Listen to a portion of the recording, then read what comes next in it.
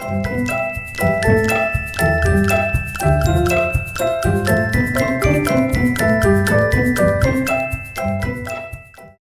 back to our final class in the Python for Kids series.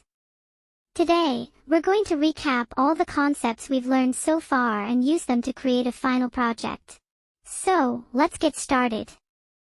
Throughout this series, we've learned about programming concepts, conditional statements, loops, lists, dictionaries, functions, modules, file I/O, and error handling.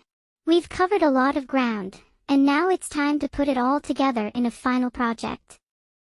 The first step in creating your final project is choosing a project idea and planning it out. This could be anything from a game to a calculator to a weather app. Think about what interests you and what you would like to create. Once you have your idea, start implementing it using Python. You can use the concepts we've learned in the previous classes to create your project. Don't be afraid to experiment and try new things. Let's write a simple program that prints a Christmas tree with a specified number of levels.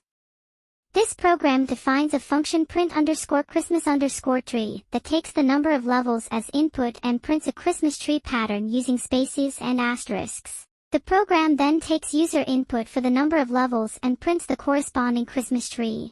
Finally, when your project is complete, present it to others and share it with the world. You can share your project on social media, with your friends and family, or even with your classmates. And that's it for our final class in the Python for Kids series. I hope you had fun learning about programming and creating your own project. Remember, the possibilities are endless when it comes to programming, so keep learning and creating. Thanks for watching, and until next time. Happy coding!